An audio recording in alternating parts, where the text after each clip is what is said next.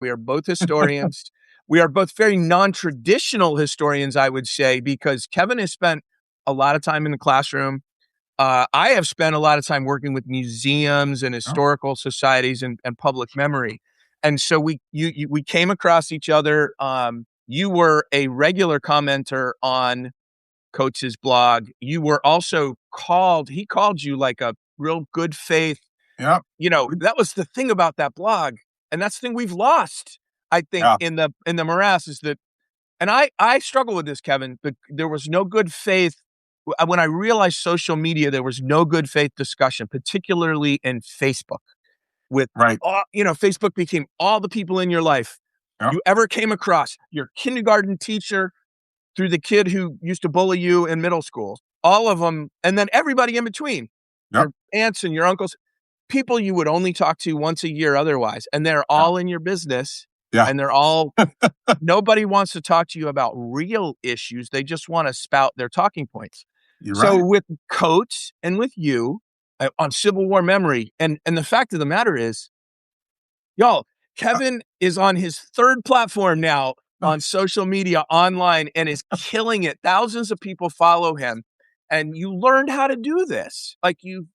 So yeah, let's talk. I I want mean, to look, give you that just to opening. sort of just to follow up on what you were just saying about Ta-Nehisi. I mean, you remember this. I mean, I started blogging in 2005. And I mean, it was a pretty robust blogosphere. There were a lot of Civil War bloggers. Some of them sort of came and went. They put their 3 months in. They realized they didn't have anything more to say, and that was it. But a good number of them continued. But look, we were all, I would say a lot of us were, well, we were all white, for the most part, white men. And, we had really interesting, engaging, sometimes divisive conversations back and forth. Ta-Nehisi comes along and he really sort of was instrumental in mixing things up because he came at this whole question about the history of the war and especially the memory and legacy of the Civil War from a completely different perspective. And I think a lot of people just, didn't know what to do with him. But it goes to your point that these platforms have the potential to really enrich public understanding of these complicated subjects. And that's certainly something that I've tried to do over the years. But, as you well know, I mean, it takes a community, right? Because there's so much interaction between us.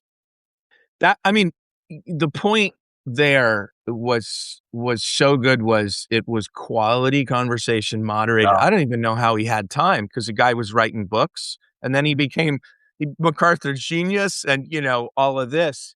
But Yeah. I learned, I'm going to say like the nuances that you were talking about. So, we'll get quickly into memory because I think this is an important thing for my work at Conversation from the Crossroads, right? Like I use the Allman Brothers as the lens through which to look at all of this.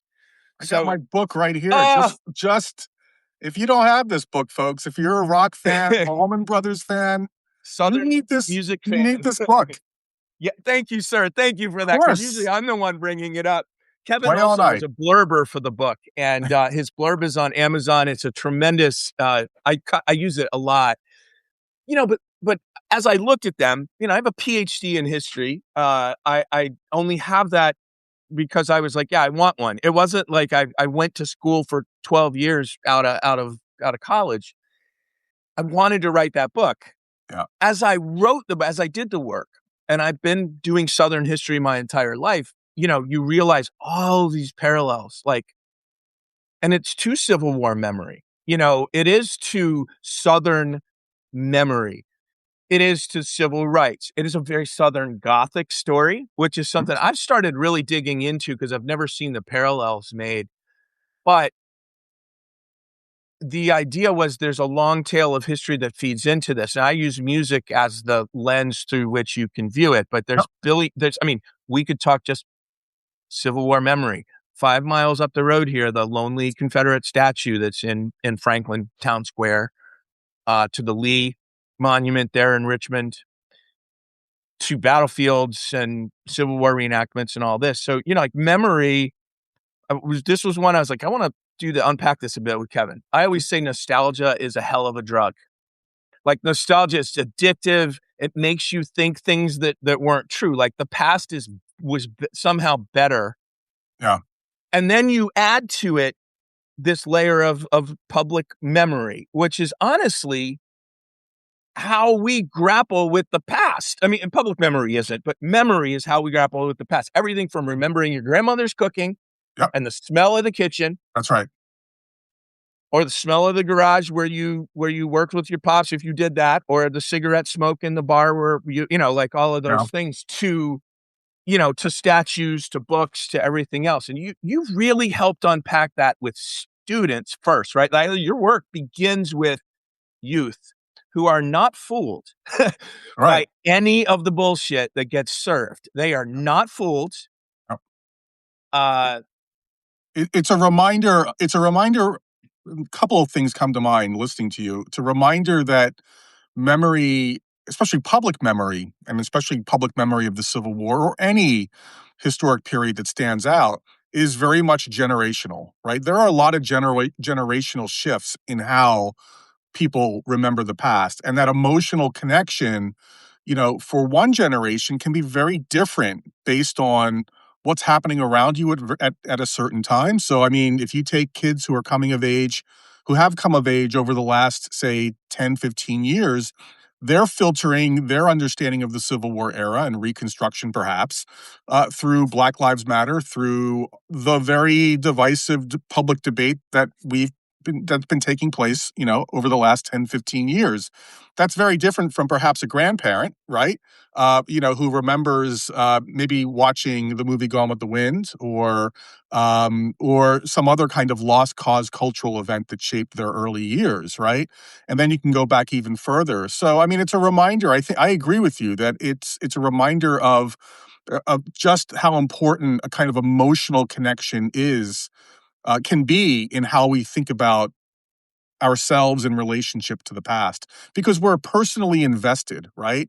I mean, one of the things, for example, I did a lot of writing, working with students and public groups around the country since 2010 over the monument issue, the Confederate monument issue specifically. And one thing that really stands out is, sure, people can disagree over whether these statues and monuments should stay or be removed, but when you actually dig down into a lot of these differences, a lot of it comes down to just your own emotional or lack of emotional attachment, or a very different emotional attachment to a specific monument. Whether or not, you've walked by a statue since you were a little kid and maybe you played, in sight of a monument, if it was at a park or some other kind of public space. Perhaps you walked by a monument and all you felt was that you are somehow not a full member of a community, right? That somehow that monument sent a very different message of exclusion, perhaps if you're African American, for example. And a lot of people just never gave it any thought, right? So there's all of this that you have to maneuver through and negotiate. And that can create it creates an interesting dynamic. It creates potentially very interesting dialogue. And there's no other, one of the things I find so fascinating about the Civil War and its legacy is that there's really no other event in American history that comes close to the emotional investment. I mean, Robert Penn Warren sort of summed this up in the 1960s, right? This kind of felt connection to the past that he explores so eloquently, and I think there's some truth to that, right? And I assume you agree with that. oh my gosh, Yeah, yes. Yes. I'm a living, breathing example of all of the what I you're know. talking about. Yeah, you have that connection. I don't. I grew up in South Jersey, New Jersey, surfing and skateboarding growing up. I didn't think at all I couldn't tell you the first thing about a history class in high school or even the first, say, 2 years of college. I had no interest at all in American history. I mean, forget about the Civil War. I didn't come to that until my mid-20s by accident. So, I mean, that's what I maybe it's an advantage I have that I was never invested in it emotionally. I came at it Mm, from a purely academic kind of curiosity, if you will, yeah. you know? And you were a transplant in down into Virginia, right? So you're a little bit of a carpetbagger. We have Yeah. this term. This is the Oh, third time totally. I've used this in this podcast. The Totally. carpetbagger syndrome. I've Yep. seen you. I've seen what people, the names they called you. Obviously, anti-Semitic. But The whole thing. there's there's no great, and you had actual death Oh, threats yeah. Oh, yeah. in with A school that I taught at in Virginia had to shut down one day because of a threat. I mean, I've been talk through about it a all. emotional investment. To me, there are few things I am that emotional about, my family being one, and I imagine the Allman Brothers are another, but like like not somebody's historical argument. What I end Yeah. up doing if I disagree with somebody or they're being vapid, Yeah. there's a button called the block button. That's right. And I don't take it anymore. I know a lot of people who will, but you talk about the lost cause, and I mean, your people on Civil War memory don't need to think about this, but maybe some of mine do more so, right? The war ends. It's a disgrace, Yeah. and the South is just devastated. They've lost their entire labor force overnight, and any possible reparations for that are out the window because they have just waged a 5-year war that killed, hundreds of thousands of people. So you're basically starting over. And all of a sudden, right out of it, and I am a product of this. Yeah. My grandmother, born in the early 20th century, her parents were Civil War era people on both sides, right? And the Reconstruction stories that I grew up with, I mean, it was all a way of reframing the war Yeah. as this noble cause Right. against a An central power. industrialized aggressor. Yeah. Right. When I would teach at college, I was always teaching the survey classes, and that's where they put the adjuncts, and yeah, I remember a student going, "No, the war was about states' rights," and I just Yeah. looked and I said, "States' right to do what?" For what? Yeah. What was the state right?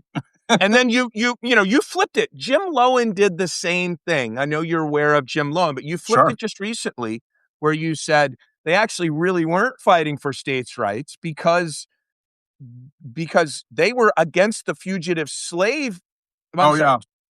That they were for pro fugitive For. slave Oh, act, yeah. That's right. grabbing enslaved freedom It's seekers and yeah. pulling them back south against the state's laws Right. outside of the South. It's Northerners. I mean, I'm in Boston. I mean, it's states like Massachusetts that are passing, what they would have called personal liberty laws that, insist that a state has the right to resist federal encroachment, right? The federal government actually reaching in and, and removing fugitive slaves back to the slaveholding states.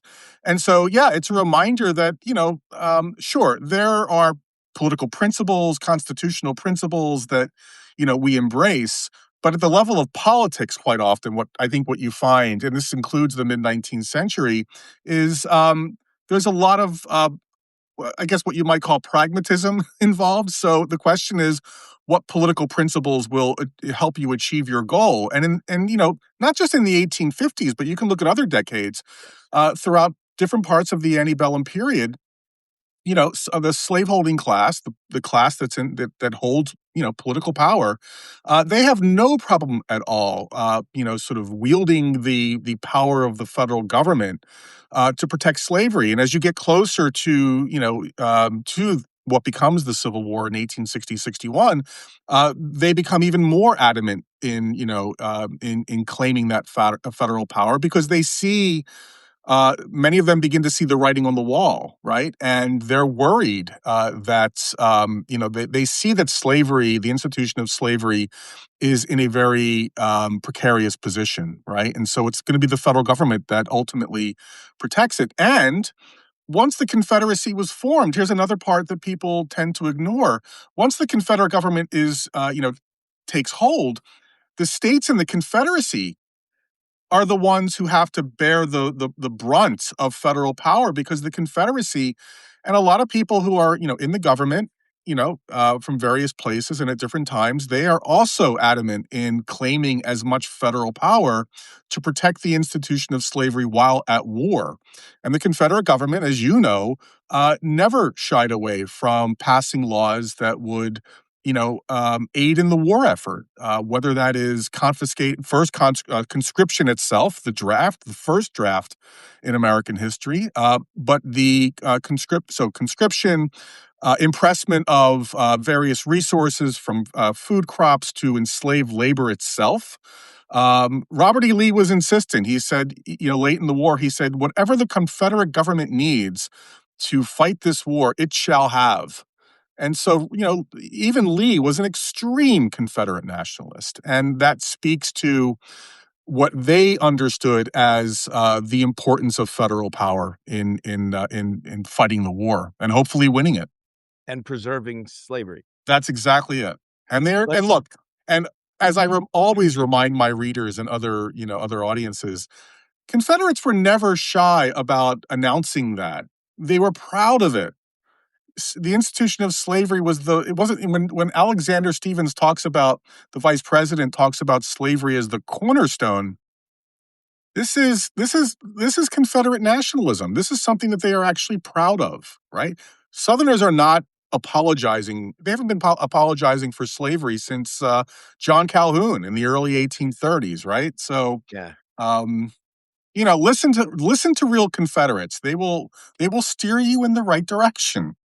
And I that's an excellent point, because let's segue then to the monuments discussion, which I think is really important. And, we spent, I went to graduate school the first time in the late 90s, master's degree. We discussed this some, but man, by the time I did graduate school the second time, it was a hot issue.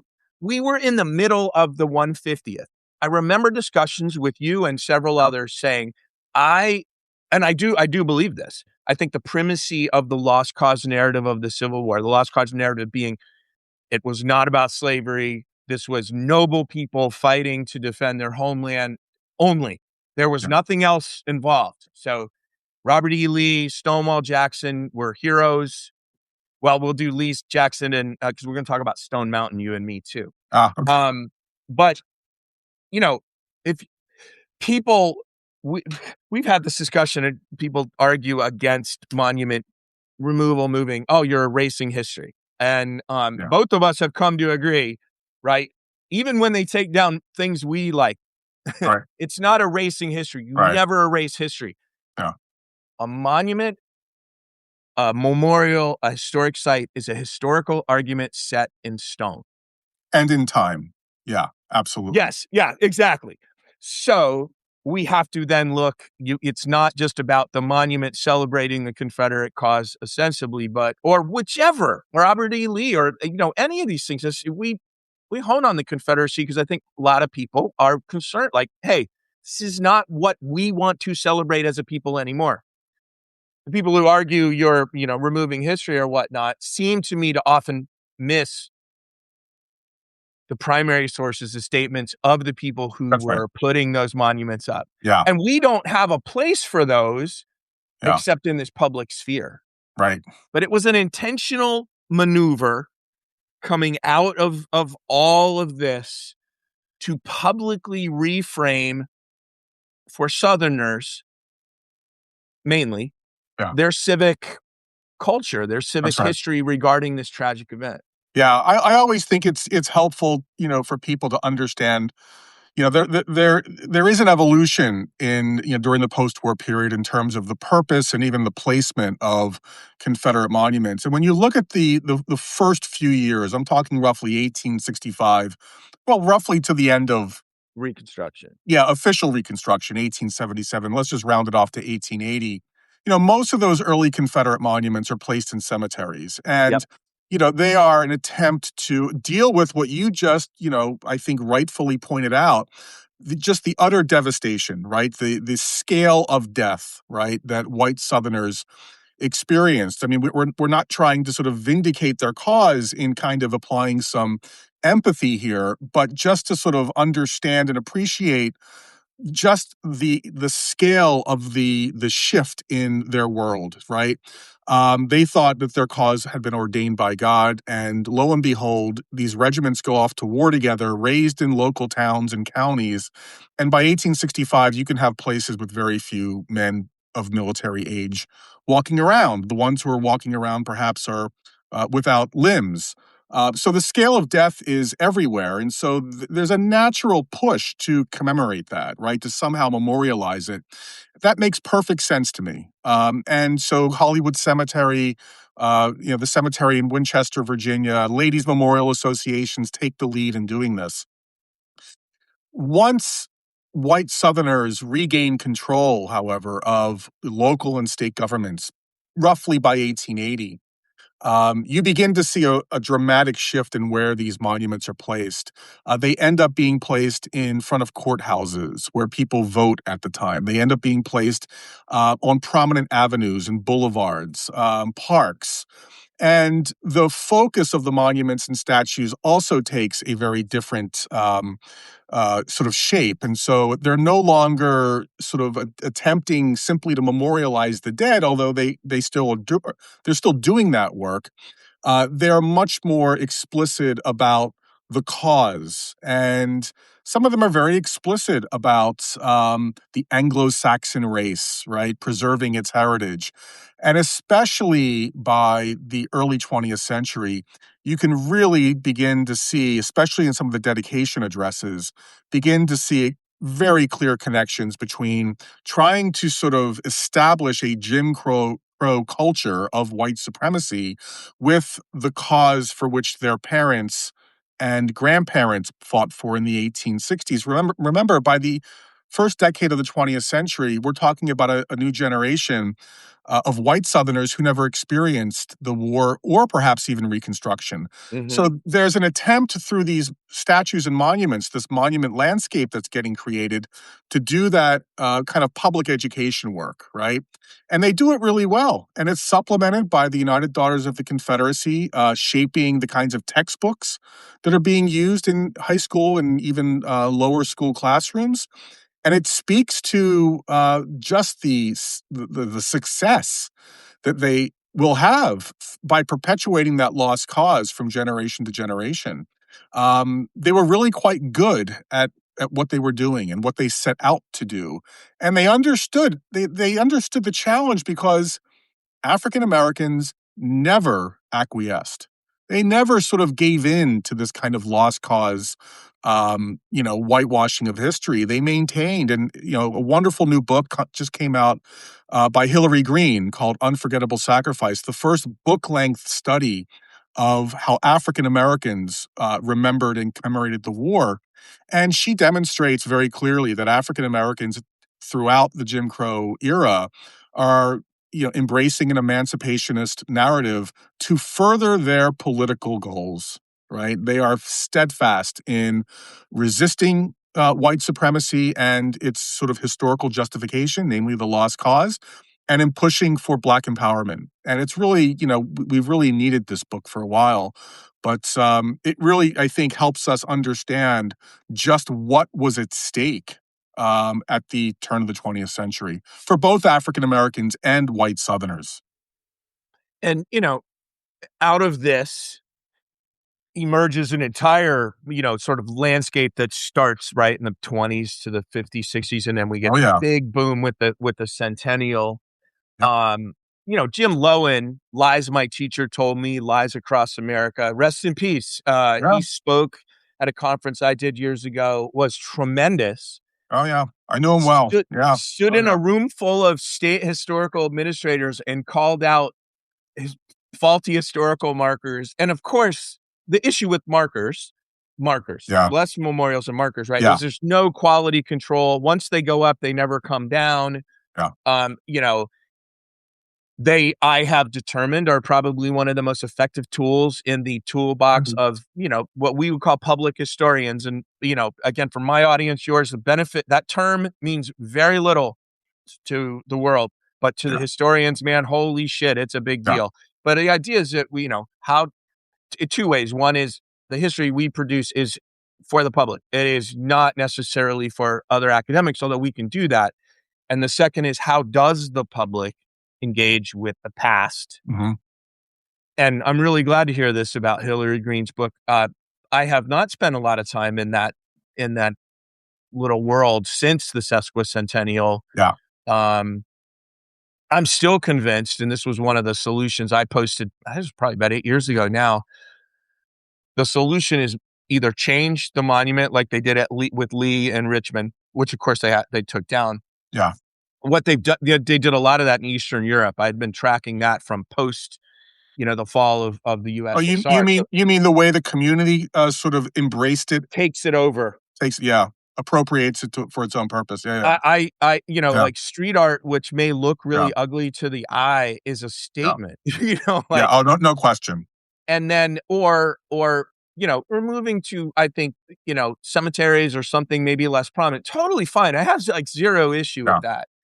The third is to create more monuments for other things, create more markers for women, for people of color, for communities, because that's the only way we're ever going to balance the landscape out to make it right. Yeah. But I want to talk about the long tail of lost cause, because this is one of my arguments. So the Allman Brothers Band, we're going to fast forward 100 years to when all this is starting, 1969. They are an integrated band from the very start.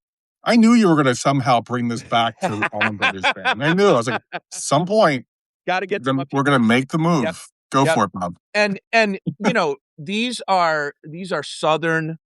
All 6 of them, 5 of them are from the South. Barry Oakley, the 6th, is from Chicago, but he's a Southerner. He just was born in the wrong spot. All very egalitarian. They do have a black man, J-Mo, in the band from the get-go. I argue in the book that was significant. I don't argue that they said, "Oh, let's get a black guy and make a political statement." Yeah. But I will say it was a social, political, cultural statement that they did. The piece, though, to talk about it for me, though, is the flag, right? Yeah. So we can talk a shit ton about the flag, and we don't necessarily need to. We both read John Koski's book. That's the book to read. Fantastic book. Yeah. John and I had a dialogue. I think maybe I had you in it because you might have given me his name. But anyway, about the flag, and he didn't really touch its use in Southern rock. Right. The Allman Brothers weren't using the flag at all. Nobody really was until about 72, 73, Skinner? 74. Well, so this is what I'm trying to piece together. Skinner, yes, but the Allman Brothers had used it in 74 as on marketing. In fact, that poster, you can't really see it. It's off the thing. No. Well, shit, I'll take it down, actually. Yo. Pause for the cause here. You guys will recognize that fella right there, right? Yeah. Like this was their, so this was their 1974 poster for their tour. Summer campaign 74, basically with Robert E. Lee coming through the flag. Yeah. You see it good? Yeah. Yep. And then, and so the irony here, right, is that 1/3 of the band at this point is black. Bass player Lamar Williams and J-Mo are the 2 black men. There are images of them on stage with both the flag and this from this era. Yeah. So the piece the piece I say, I argue this in the book, and I will argue more here. I've argued all over Long Live the ABB, several spots. People often, fans, would say, well, the Allman Brothers never used the flag, so therefore blah, blah, blah. Yeah. Not only did they do it, it was official in their merch and in their promotions. And what does this say to me, right? Chuck Leavell, their piano player at the time, keyboard player, now plays with the Stones. He's embarrassed by it. He admits, like, we weren't even thinking about it. That's true. But I will argue that anybody thought it was right in their offices, Phil Walden, their manager, or some say, Alan Paul argues that it might have been some marketing folks like in New York who said, hey, let's use this. And Skinner picks it up as their backdrop. But for the Allman Brothers, 3rd black, you're going out there with that. What does that tell me? It tells me the success of the lost cause narrative. Yeah. These are raised in Southern schools, taught that this was rebellion, more or less good-natured rebellion. because now we're translating it to rock. The Allman Brothers were, without a doubt, Yeah. rebels Yep. from the South, unabashedly from the South. Yeah. When does the Dukes of Hazzard start? Later. Okay, so there was the next one. This is later 70s, early 80s. I don't know exactly when Yeah. it started, Yeah, it's but around there, I guess. there was a resurgence coming out of it that included that, you know, The Centennial has something to do with this. The sort of heck yeah. commercialization aspect of the Centennial. So, organizers, especially at the state level, but more generally, organizers of centennial events tended to steer clear of the racial aspects of the war. They wanted to sort of focus on, the fighting between men on both sides who are fighting for their respective causes. But we're not going to talk about what those causes were. You've got, of course, iconic figures like Lee, Jackson, and others, right? So I assume that the Centennial has something to do with that, the sort of commercialization. I mean, earlier, and John Koski does talk about this, the first real kind of attempt to sort of commercialize it or to sort of utilize the image of the Confederate flag beyond veterans' activities, our North-South football games in the 1930s and 40s.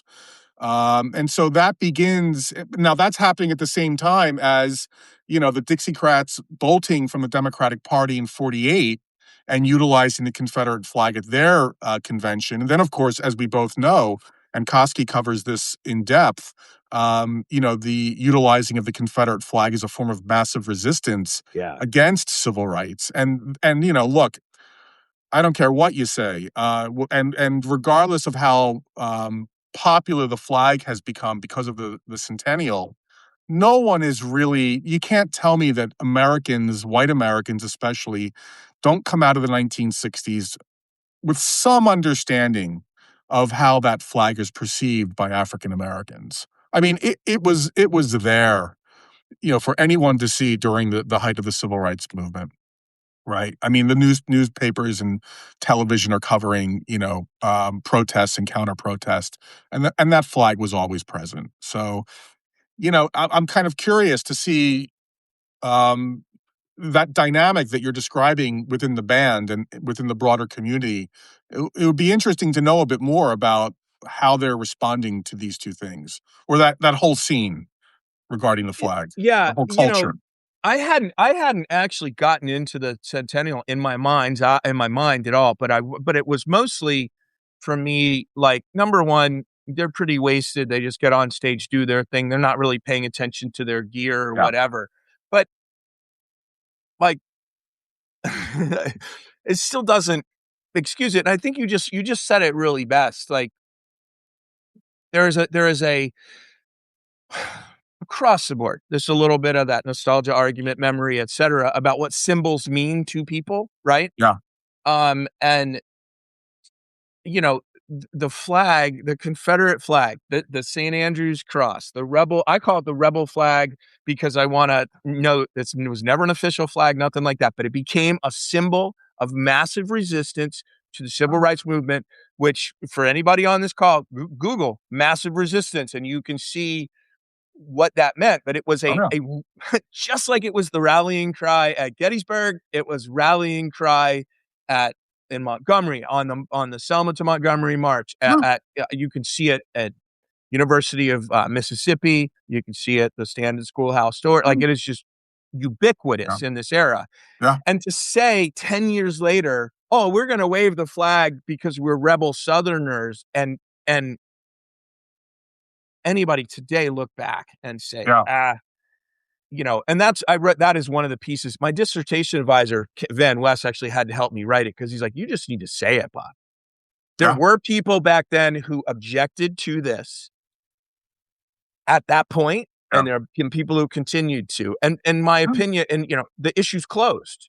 Yeah. It was I mean, look, wrong. the band may have been shielded to a certain extent. I mean, if you have people around Very you much so. who are, not going to raise an issue about it, and we're talking about what matters most, right? The music, Yeah. right? The show, right? Um, and having a good time, and so if your audience, and I don't know, I mean, this is more a question. I assume the audience was overwhelmingly white. Yeah. Like most rock Yeah, music, that's right. um, pretty and, in this era, um no, yes. I think you're hitting on it. When you see, uh, because well, you can the Skinner opened for the Stones at Nebworth. The Allman Brothers had done it, I think, the year before. That's when the big banner, you can see the Yeah, flag in the crowd yeah, from England yeah, because it does have this association, a positive association through about the 80s, early 90s when people really in the rock realm started looking at it. I think yeah, overall, like we said, it yeah, was an issue. But the Allman Brothers are Southerners. They're yeah, unabashedly Southern. yeah. They lived in the South, stayed in the South, made music in the South. That's one of the things that separates them from the pack in this era. And they traveled around with a black dude. And Yeah.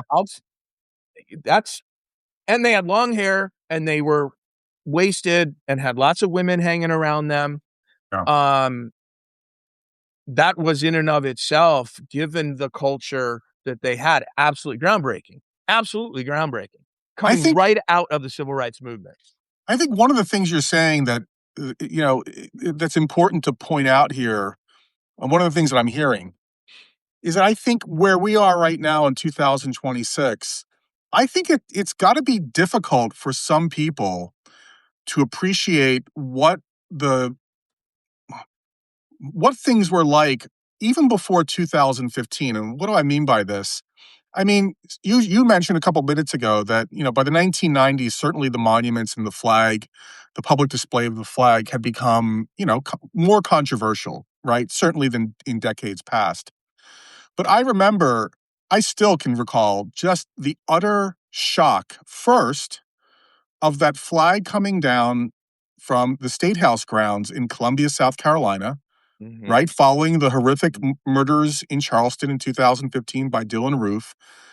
But even more to the point, just the scale or the extent to which the monument landscape has been transformed over the last 10, 12 years. I wrote a piece, for Smithsonian Magazine in like 2017. So some of the monuments and statues had already started coming down.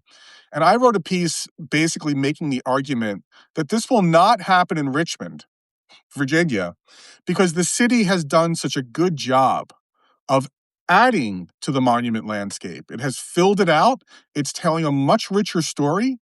And so now we have these monuments in conversation. We love to use that language, right? Public historians, we love that language. Monuments and statues in conversation. And I thought because of the work Richmond had done, that first it would be a lesson for other towns, cities across the country that are dealing with this issue. And then what happens in the wake of the police murder of George Floyd? I mean, within like a couple months, a couple out, 2 years roughly, I should say, they're all gone. They're all gone, Bob. And I still have trouble wrapping my head around that transformation. And I guess the point I'm trying to make here is it is, when you go back to the 1970s, there's a kind of, at least in white America, there's a kind of normalcy, right, when it comes to these Confederate symbols. Sure. Politicians on both sides of the aisle, more so Republican. There's a wonderful new book by Timothy Galsworthy that just came out about this, The Republican House Divided, where he sort of explores how Republicans are beginning to grow even more attached to Confederate symbolism, coming out of the Southern strategy of Nixon in the early 1970s. But even the Democrats, especially Southern Democrats, are still Yes. kind of, they're playing it cool when it comes to the lost cause. And now that's going to also shift over time to where we are today. But it is a reminder of how, dare I say, mainstream all of this was, unchallenged. All of this was going back to the 1970s. Not entirely. I'm not trying to make that argument, but compared to where we are today, That's why I think understanding change over time, that's why we study history, right? Because we're trying to understand change over time. And it's one of the things I find so fascinating about this specific history, this history of Civil War memory that we're sort of reflecting on right now. I'm 100% with you, and I was literally just about to say change over time. You took the words right out of my mouth, which means we are truly jamming right now because we're on the tip, and I'm with you. Like I think that is what makes the issue so important is that it remains. And as a historian, an historian of place, an historian of public memory, I love it. Like Yeah, I love the fact that the debate is there. I love the fact that, I can talk to people about it and there are opinions and ideas and I can share mine, where we can. Um, and I agree with you, right? Like you wrote your piece in the Smithsonian. We can't predict the future. We can only look at the past and interpret what it is because it's I still up, man. You can read it, and it's just like so don't embarrassing. necessarily don't necessarily disagree with you. And same time period when I remember the same thing with South Carolina, and the other one I remember, which we've discussed, but was Yeah, Montgomery. yeah, And what happened in Montgomery that same weekend, the governor, whoever it was, and yeah. not somebody I was a fan of, decided they found the loophole in the law that allowed them to take down their flags without the legislature's approval. Right. And over the weekend, took it down, took the flagpoles down, sealed the ground where the things were. And then, of course, now Yeah, Alabama has laws against that. But yeah. I'm exactly the same way. Like when I saw Southern state houses maneuver as a result of Dylan Roof's terrorist attack on Mother Emanuel Church, that was a real positive to Yeah. me. And One of the Montgomery. Oh, go ahead. Go ahead. well, yeah, go ahead with Montgomery, and then I got No, no, my I was just going to say it, and I think Montgomery is a great example of a city that is trying to, is trying to explore other sort of roads of sort of public memory, especially of the Civil War and civil rights. I mean, I've led numerous tours, student tours that go through Montgomery, and each time I am just more and more impressed with the changes to the public landscape. So, I mean, a lot of that, of course, has to do with the efforts of one man, Brian Stevenson of the Equal Justice Initiative. But you can walk the Capitol grounds now, and yeah, there is a huge Confederate monument on one side that was dedicated in the, I think, early 1890s. And then, of course, there's a statue of Jefferson Davis right on the steps where, close to where he took the oath of office in 1861. And then at the bottom of the stairs, there is a new display of like 25 sort of brass reliefs of various scenes in Alabama's history, and a lot of it covers the issue of slavery and civil rights, and it's a remarkable transformation. And all of this, we are like in the midst of it right now. I mean, we're sort of living through this, and it's incredibly exciting to sort of watch it play out. And I think I don't know if you wanted to talk about this later on, but I mean, it's happening in a very fraught moment, obviously, in our political life, because we've got from the top down a federal government that wants to put a stop, obviously, to all of this. But I'm getting ahead of myself because I No, interrupted you. actually, no. That is on my list of things to talk about a little bit. And I'll throw out Go one of for my it. thoughts here was the first time this administration was in place, they did not realize the power of museums, historic sites. They were not prepared to Yeah, try to make them shape their narrative. They were way ready this time. They yeah, came gunning for museums, and to everybody here, I've spent a lot of time in the federal funding arena. There's not a lot of federal money that comes away from the federal agencies to museums. It's very couple small agencies, uh, all of them well under $1 billion, all of them like quarter billion or less, no, who are giving money to communities. But for the most part, what they're impacting are the federal agencies, the Smithsonian, the National Park parts Service. of You've been this. very involved in, the Park Service discussions. And there's no doubt this is censoring history. Yeah. There is no doubt.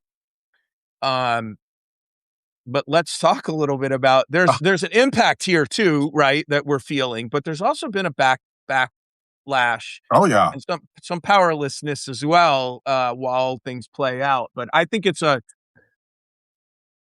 great segue to talk about kind of the current situation when it comes to this. This is our history. Yeah. This is the people's history. This is not. This is our history. Yeah. It's our past. That's right. That's right. Our resources. That's right. And I've always tried to emphasize this point. I mean, I spent last year and still am writing about it, but to a lesser extent. But I mean, last year I was all over this story because, for me, I got my interest in the Civil War essentially came through the National Park Service. I was 1995 house sitting for my master's thesis advisor in Boonesboro, Maryland, a few miles from the Antietam battlefield, and I never thought a day about the Civil War. And he left a list of things for me to do, and one of them was visit Antietam. And one day I decided, all right, I guess I'll go check this place out.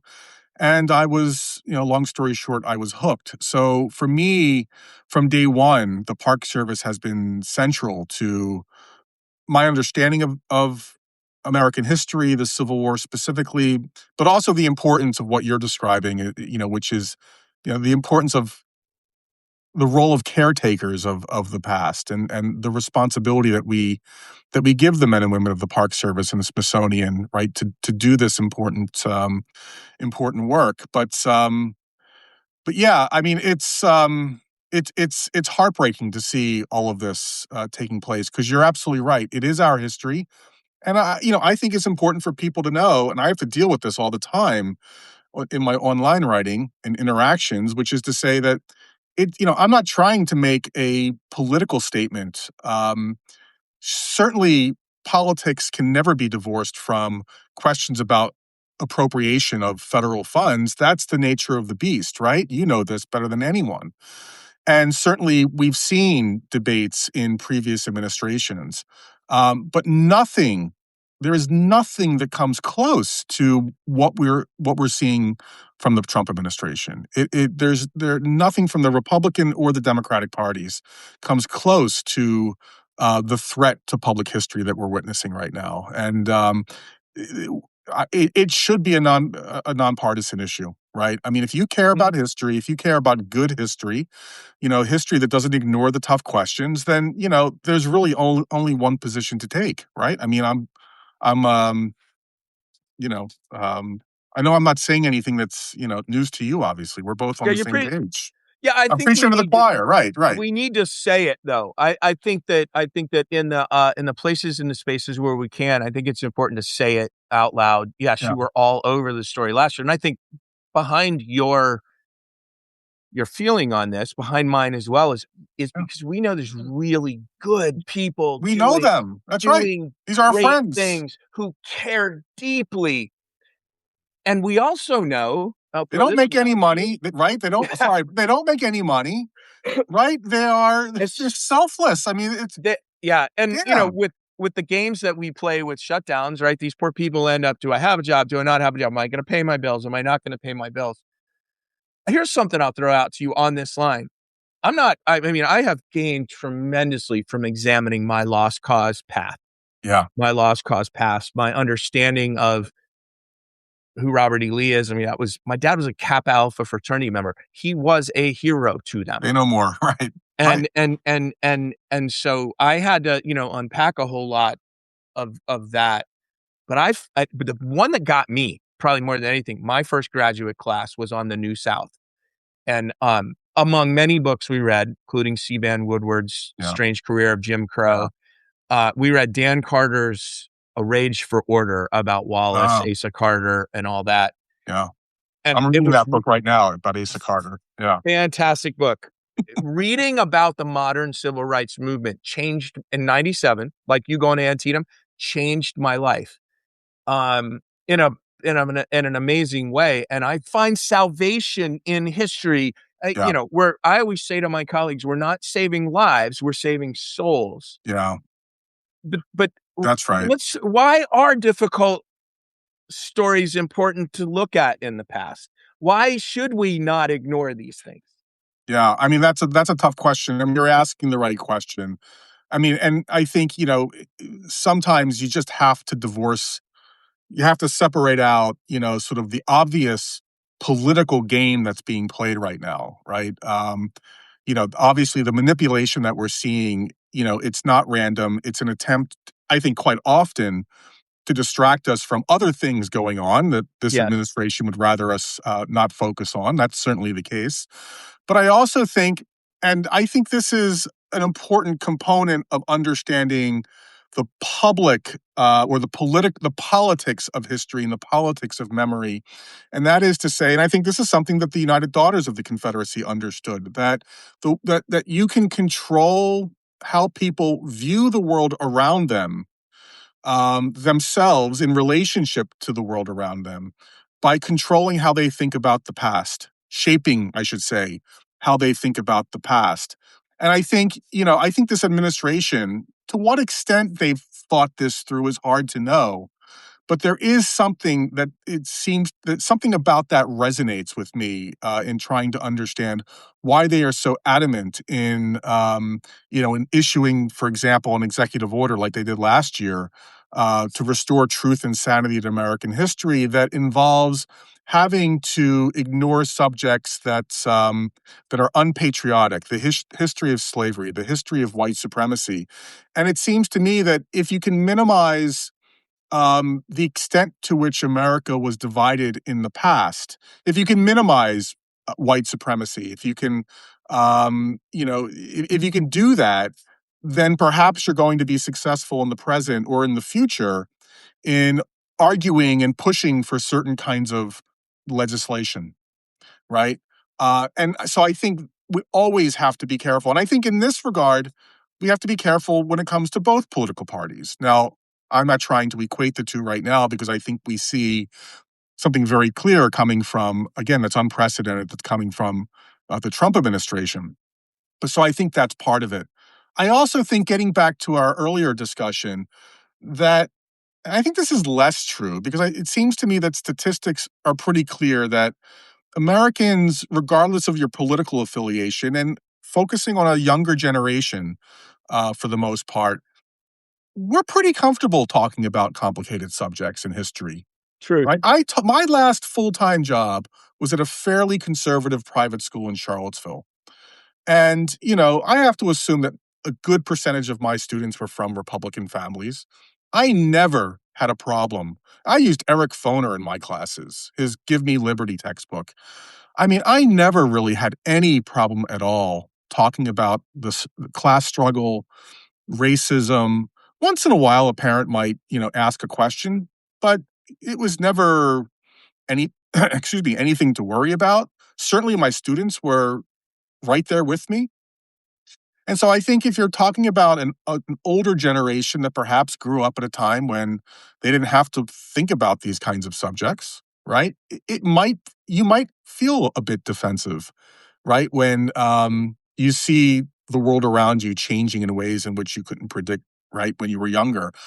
And I can relate to that. I'm getting to the age, and perhaps both sort of something we sort of overlap on, another thing we overlap with, the world does change and you find yourself more and more struggling to keep up. Things get faster, and sometimes you do feel as if you're being left behind. I certainly feel that, when it comes to certain things about technology, Sure. right? But other things out in the culture, I really have to sort of sometimes push myself to say, all right, slow down, look at this again, right? Take your time. Don't just judge it just because it seems unfamiliar, right? Music is a great example. Coming back to that, right? Like I had no idea who Bad Bunny was before I mean, I knew the name, right? Now that Super Bowl halftime show blew my mind. I've watched it 5 or 6 times since. But, I had to sort of watch it again, right? Because a lot of it was unfamiliar to me, both Yep. visually and sound wise, right? And so, it takes time. I get it. Like as I get older, I kind of understand that more conservative embrace of the lost cause in the sense of it's familiar to me. I don't want to lose that connection of familiarity, right? You have to sort of constantly push yourself to stay open-minded. It doesn't Yeah. come naturally all the time. I mean, so my friend Richard, who I will interview for this, calls this Earth School. We go to school, we get degrees, we do this, but we are always in Earth School. We're always learning, or should be. That's the human condition. So you don't learn something in ninth grade or your freshman year in college, an economic lesson, and take that, extrapolate those two to the rest of your life and don't learn another thing, when the things that you learn in our espousing are really thin once you Mhm. get below the surface Yeah, and start looking at it a little bit. Music's a good one. I was going to bring this up too, because I mentioned before, I think nostalgia is a hell of a drug. It's like yeah. heroin. Oh, yeah, yeah, And when you're in the music history world, like I am, and on social media, Facebook was terrible about this. It was, they don't make music like they used to. Taylor Swift, blah, blah, blah. Well, I happen to love Taylor Swift. I think yeah, Tay Tay yeah, is, because I got yeah. two daughters. I watched them like raised with her. I've seen her in concert. I play her songs on guitar. I think she's phenomenal. Music wasn't better yesterday. What our It was parents said. better yesterday It's because you were young it's and what our because it was par made for you. it's what our parents said when we were younger. And so intentionality, like, this is the thing about the Allman Brothers for me, like a Yeah, music band that I've just done a deep dive into. And yeah. people have these, if you're a music nut, right? You'll have them with the Beatles or with the Rolling Stones. You can pick a band. David Bowie. This is a band of six guys that formed in 1969. One of them dies in 71, the other one dies in 72. They have these multiple levels of bands. They were active until 2014, so most of the first part of my adult life. But I had to be very intentional about listening to new music throughout that time. I am incredibly intentional that I will not be one of those old heads Yeah, who only listens to the music that I listened to when I was yeah, 20. yeah. And it's you're right, radio feeds you that, right? Classic rock had to find a way to bring in Nirvana, which is not classic rock, right? On Green Day and all that. So Yeah, the radio feeds you the same culture. The television does. Now we have monoculture in a conservative bubble, in a liberal bubble, if you will. yeah. And you got a bunch of people like saying music is so much better when I was younger, or life was better when I was younger. Yeah, because It it was simpler. it's how you consume music. It's so different now, right? I mean, Oh, just the sheer joy of going into a music store and just looking for I used to go into music stores and just sometimes I'd have something I'm there to get, right? So I know what I want, but I would sometimes just look for an album cover that would catch my eye. It's like I'm yep, just buying out I'm out and buying an album cover and just take a chance. yep. I think there's also something to say about getting back to we can go down this hole for a while, but we can actually sort of relate this back to public history and history because how a younger generation today, right? I mean, how many times do you hear from people? Well, kids aren't interested in history, right? Because they're a Civil War roundtable has closed down, or they're not attending public lectures. Well, that's because kids today are consuming history and information in ways in which we just don't understand, right? Great And we're point. trying to catch up with. And so that's another way in which we have to sort of keep stay on our toes, right? I absolutely. I think, you know, another thing that I witnessed when I watched this transformation of social media and all of these nostalgic accounts for home and that sort of stuff, and then you go further, TikTok or Instagram, there's Yeah, all kinds of you're 100% right. I've always argued this. People love history. They hate how it was taught to them in middle and high school and somewhat right. college. But college is a little different, but they love history. And most of the time we kind of come around to it normal, not people Yeah, unlike us. Although you came to it a little later too, but most of yeah, the people come around to it once you start having kids, or you start thinking you lose a parent, you lose a grandparent, you start thinking about longevity and Yep. your place. And I mean, I find humanity in the past. I find Yeah. it's humbling. Whether I was at the musical instrument museum in Phoenix earlier this year, and you're standing in front of homemade instruments from Africa where people are using oil cans to repurpose and make guitars and stuff, or you're standing in front of Dickie Betts's amp, which happened to be there, right? Yeah. Louis Armstrong's teacher's trumpet. Okay, I saw Louis Armstrong's trumpet, his original trumpet in New Orleans, and I took a picture. I'm going to do a post on it because I was like, can you imagine everything that derived from Louis Armstrong's first trumpet? From there is the entirety of American jazz. Not that he's the first jazz musician, but he is Bill Monroe of jazz. He is the guy who put it on the map. Yeah. And I've now seen his teacher's trumpet and his trumpet. Yeah. That's humbling. Yeah.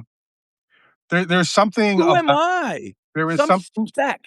there is something about the study of history. I completely agree. I like the way you frame this, that it's sort of, it sort of points you to a kind of broader humanity that you're a part of. I mean, when I was I have a master's degree in history, but I did a master's degree in the 90s in philosophy. And one of my favorite writers was, he lived in the early 19th century. He was more of an essayist. People thought of him more as an essayist at the time than a philosopher. His name was William Hazlitt. And he wrote a short essay I think it's called On the Fear of Death and Dying. And he makes this really interesting observation. He writes that, we can sort of trace, there's a point in time before we were born in which we didn't exist. Now that makes perfect sense, right? There's a point in time, before which we didn't exist. There's going to be a point in time in the future where, after which we don't exist. Okay, so we have this very, very brief window. He says it's interesting psychologically that we fear the future moment, because of course that's the fear of death, right, and all these questions. But he says, whatever you can say about that future moment in time that so many of us fear, you can also say the same exact thing about the point in the past before which we didn't exist. But none of us fears not being around before our birth. But we didn't exist in the same way in which we won't exist in this future moment. So that kind of observation, it's always stayed with me because it's helped me sort of step back from myself. And especially when I'm reading history, I'm able to sort of, one of the things we're always struggling with is keeping our ego in check, right? That everything revolves around us. And that's a very Western kind of perspective, right? And I get that. But when I'm studying history, and especially when I'm researching history, and I'm really digging into the archives and the sources, and I'm touching some of the documents, I know you've had that experience.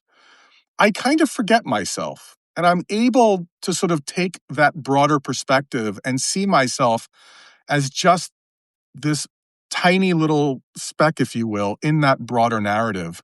I find a kind of peace and comfort in that, in those moments. Where where a lot of the kinds of challenges and concerns of life kind of fall away. I mean, history in a way is doing history, I should say, is kind of my zen. Yeah. That's my meditation, if you will. I don't know if any of this makes sense, but I just thought Makes I'd share that. Well, I mean, again, you're basically looking into a mirror right now in Yeah. terms of that, because, like, we have these big questions in our heads all the time, right? I think it is a way for me to think about the existential questions a little Yeah. bit. Um, What the we hell are do we learn doing from the here? past. We Yeah. also, repeat it. It rhymes, right? It doesn't exactly repeat, but, it rhymes. And, like, for a historian in this era, right? The last decade, and really, let's go back. I can go back really. I pin it to Newt Gingrich and forward, like when that whole thing. But there became, as time went on, less and less of Mm, the give and take that is required um, to maintain a functioning, democracy, if you yeah, will. And yeah, there's no, to me, like, don't fear the past. Like, that's like you said, you said it best. Like, what are you fearing? I remember a discussion with my dad mm, about this era. And I mentioned we, when I was talking about either slavery or something, because he grew up during segregation era, but yeah, he was like, I didn't do it. He wasn't being right, defensive. I think he was a lawyer. It was a rhetorical point. Like, all right, Bob, hone your argument a little bit better. That it is not necessarily the individual's responsibility to make reparations for the entire institution of slavery or the entire institution of segregation, Southern yeah, society. Um, but it is incumbent upon me, and this is what I learned from history, the humility to make right where I see some things that are historically wrong and accurate, something like that. I mean, yeah, I try to do it with Long Live the ABB because my goal is conversation. yeah, And I can bring anything back to Southern music history and culture and pretty much Allman Brothers because it all sort of flows through that. But in understanding the Allman Brothers, right, you can understand the South. You can understand the Southern mindset. You can understand its music history and culture. Um, and likewise, if you want to study ladies memorial yeah, associations or yeah. the USCT reunions or the things that free people did and black folk did to encourage their story, like all of it matters. Anything to That's get you, anything to get you out of yourself. Yeah. And I mean, I think that's what we're doing here, right? Like Yeah, that's the issue. I want to do one more before we go. yep, You posted a wonderful piece from your wife who is German that says one of the issues with y'all is you have no shame. And I want to start with this. 2 summers ago, 24, I spent time in Germany. I was in Freiburg for a couple of days and then spent some time in Berlin.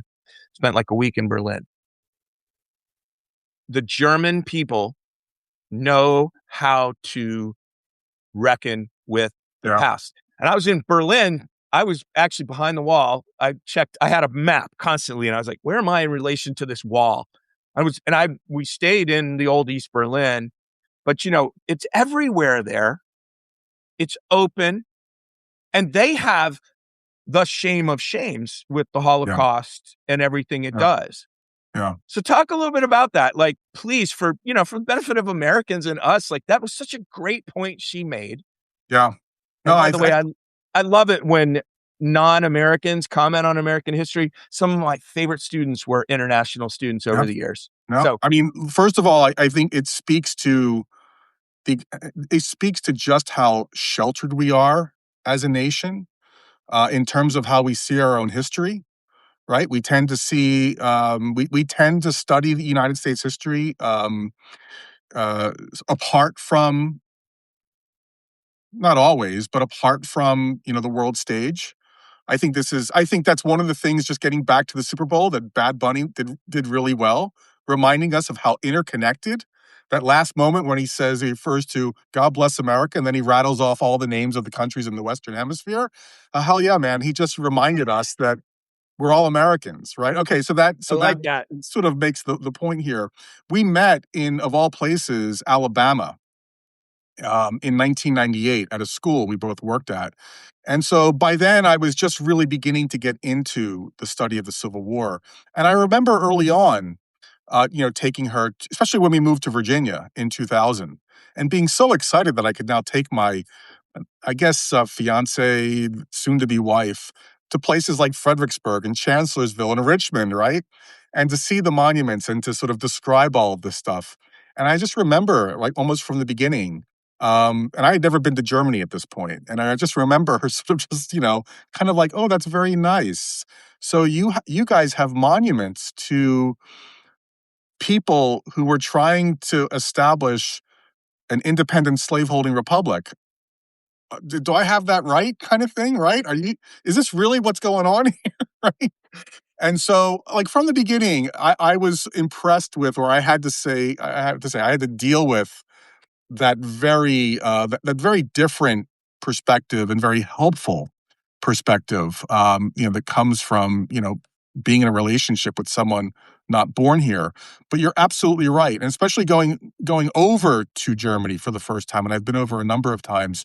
It is incredibly impressive, right? And the way in which towns and cities have decided to mark that past and come to terms with that past. It's not always easy, and there are certainly issues today that Germany's dealing with.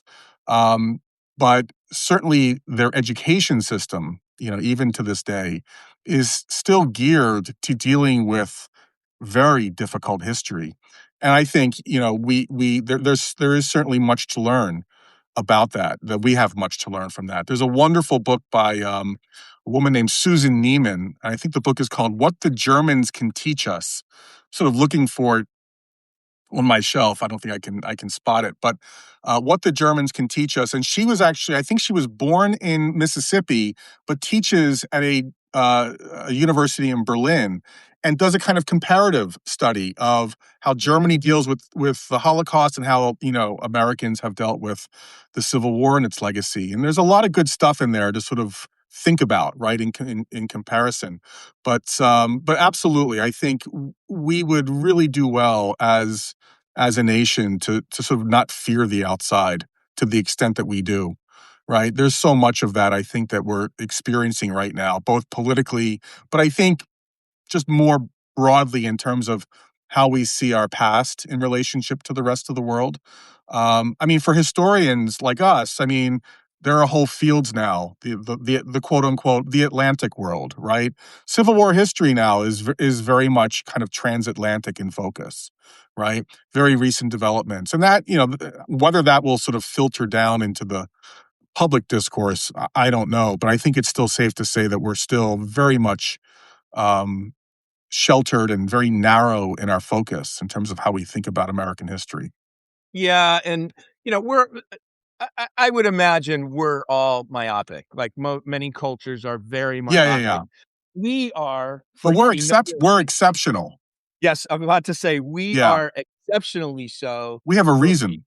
for myriad reasons. Yes, like there's a whole bunch behind that. But your Mhm. point is really well taken. I think with all of us I want to. I'm pushing community, right? Because Yeah, that's the antidote to all of this.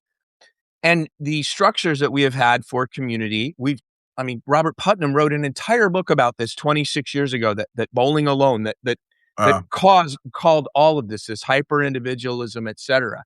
What we find when we gather around a historical topic that interests us to talk about, to study, to read, yeah, if we're engaging in good faith and are like, I'm only going to talk to people engaging in good faith. If you're going to yell at me, I just I can't do it. I life's have too no short. time for you.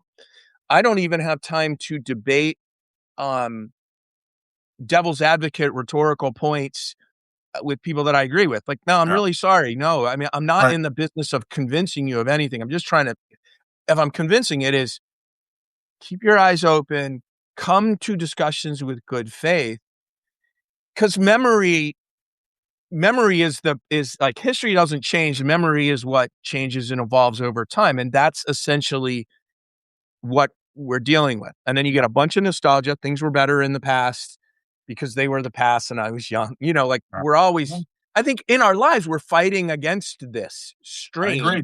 Yeah, And I'm just gathering in community people like you, people who are here, people who follow me. Like I am unashamed, unabashed to talk about these things and to talk about them in deep ways to think about yeah.